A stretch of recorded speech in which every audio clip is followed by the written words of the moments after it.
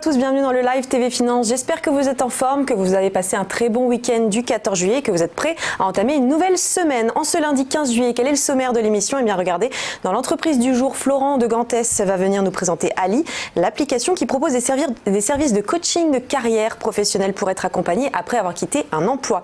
Puis on suivra l'ouverture de la Bourse de Paris à 9h avec Dorian Abadi, formateur en analyse technique. Il reviendra nous décrypter ensuite les market movers. Et puis dans la première partie de Paroles de dirigeants, vous découvrirez l'univers design et tendance de l'opticien Michel Abitbol qui a lancé les boutiques Eyes.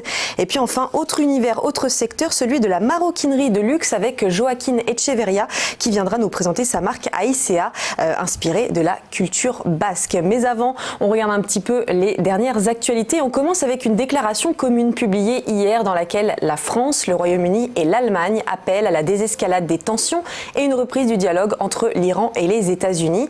En cas de levée des sanctions américaines, le président Hassan Rouhani affirme être prêt à négocier. Les trois pays signataires de l'accord sur le nucléaire iranien de 2015 ont donc lancé un appel au calme.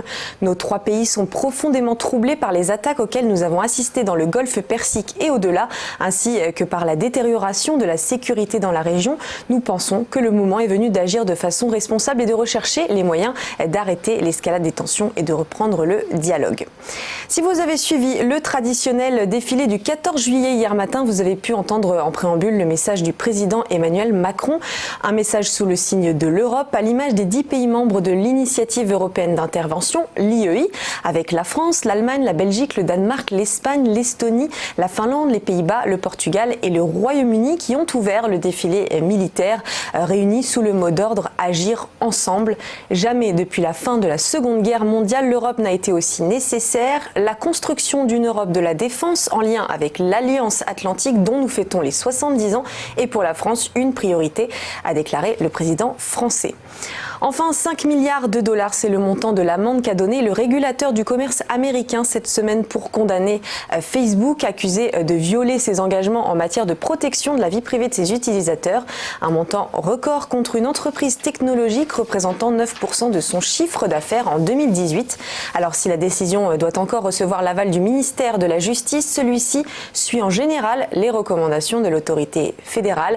À rappeler qu'en avril, le réseau social avait déjà annoncé risquer une amende entre 3 et 5 milliards de dollars. Il avait inscrit une provision de 3 milliards de dollars dans ses comptes au premier trimestre.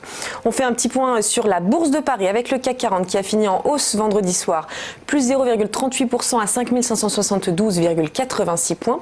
Concernant les autres valeurs internationales, on note le Dow Jones plus 0,9% à 27 332,03 points. Le FTSE, moins 0,05% à 7 505,95 points ou encore le Nikkei plus 0,2% à 21 685,90 points. A tout de suite pour notre première interview.